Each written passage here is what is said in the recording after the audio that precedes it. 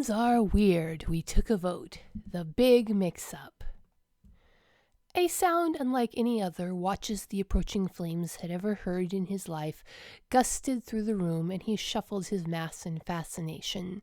The movement dislodged a particularly nutrient-rich leaf he had just selected from the exotics buffet, and it fell on the floor with a wet susurration. A passing undulate picked it up and lifted it up to toss back on Watches the approaching flames movement tray. "Thank you, friend undulate," Watches the approaching flames said. The undulate rotated in what Watching the approaching flames thought was a friendly reply before shuffling off. Watches the approaching flames debated asking the undulate what the sound was, but the chances that the barely covered first year would know were even less likely than the chances that Watching the approaching flames could articulate the complex question with his sound-generating fibers fast enough to express himself before the fast-moving being was out of hearing range. Direct investigation was clearly the best course of action, and Watches the approaching flames quickly raised the acidity over the controls of his movement tray and backed away from the buffet counter.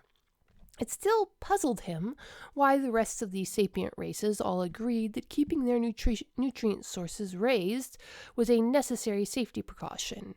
They were unanimous in this, though, and the degree of elevation did seem to vary consistently with each species' average size. However, he sidelined that thought thread as he carefully maneuvered his movement tray out of the cafeteria. The rapid movement of his core mass was still a giddy experience, though his larger massed companions assured him that he would get used to the sensation over time. It was just a matter of imagining your core mass to be simply a set of tendrils you were sending out questing. However, he still needed to practice the newly budded method of physically extending a cluster of leading tendrils outside of his biomass in the direction he intended to go.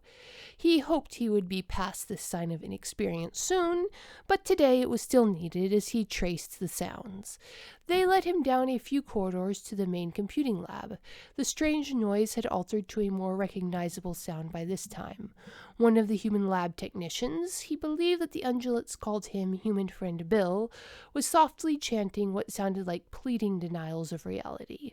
Watches the approaching flames was fascinated and guided his movement tray closer to the human who was manipulating the controls of the extreme dehydration oven with frantic and nearly disordered movements. Had Human Friend Bill been a biped form of his own species, his movements would have been considered precise. However, the flesh-tight mammals were renowned for their fine motor control. On further inspection, Watches the approaching flames noted that the human had allowed his dead attached tendrils to extend from his primary light sensory region and chemoreceptor concentration area. Human Friend Bill was also off-gassing in greater concentrations than usual, but Watches the approaching flames couldn't identify what emotion it indicated. "No, no, no, please no!" The human ended the chant with a groan and dropped the broad surface above his light receptors against the top of the oven. Watches the approaching flames carefully lifted his sound-generating fibers and tuned them to the human's hearing range. "Are you tasting distress, Human Friend Bill?" Watches the approaching flames asked. Human Friend Bill glanced around, but didn't seem to be able to locate the source of the sound. Watches the approaching flames suddenly recalled the binocular nature of the human's preferred sensory method and shifted his movement tray to create a movement to catch the directional vision. Human Friend Bill directed his light receptors down to Watches the approaching flames, and his face crumpled and flexed a few times as the great concentrated node encased in his skull processed the question. Finally, the human sighed and stiffened his mass to pull his bipedal frame upright. "Yeah, I'm a bit distressed," Human Friend Bill said, and then expelled a massive burst of atmosphere. "Which one are you again?" "I do not believe we have been formally introduced," Watches the approaching flames said. "My sound wave designation is Watching the approaching flames." "Nice to meet you," Human Friend Bill said, but his attention seemed to focus far more exclusively on Watching the approaching flames. "So, you like to live dangerously?" he asked. Watching the approaching flames gave a little shuffle of confusion at that, and Human Friend Bill drew another long breath before expelling it. My distress, right. He ran one of his dense extremities over his face. You asked a question, I gotta answer it. This, he indicated the oven, is where I was desiccating my chemical defoliation chemical overnight, and I bungled the mixture, so all the chemicals separated, and now I have a dish full of useless toxic waste instead of a couple liters of necessary defoliation gel. Watch as the approaching flames generated a hum of sympathy. Did someone interfere with your project in the night? He asked. That was very inconsiderate. No, the human said, rubbing his face again and giving a long, low sound of frustration. That's the thing, I just bungled mixing the chemicals last night. Were you misinformed of the required composition? Watching the approaching flames asked.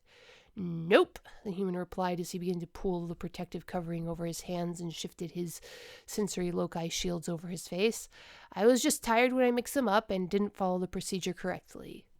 Watching the approaching flames observed the process with fascination as the human quickly pulled the container out of the oven and moved to drop it into the hazardous waste sink. Wouldn't it have been wiser to wait to mix the chemicals until you were better rested? Watching the approaching flames asked. The human's face twitched hard, and his off-gassing profile changed with an internal emotional shift. Yes, the human said curtly. Yes, it would have been much wiser. Human friend Bill bent over the sink as he began the rapid process of removing the congealed mass from the container by brute physical force. Watching the approaching flames wasn't sure, but his interpretation of the human interactions manual suggested that this was a dismissal. He had, after all, discovered the source of the sound, so he supposed he should return to his duties. The human had begun muttering to himself again, a sound interspaced by occasional sharp interjections depreciating the human's own intelligence. Watching the approaching flames thought the interaction very odd, even by human standards, and decided to press human friend Bill for more information when he was off duty. It promised to be very enlightening. Humans are weird. We took a vote. Available on Indiegogo for the month of October 2020 and available for in demand through November. Humans are weird. We took a vote. Monty Python meets Star Trek in the second book of Human Absurdity, a short story collection that will have you chuckling for years to come. Humans are weird. We took a vote. Available on Indiegogo. Go and get your copy now.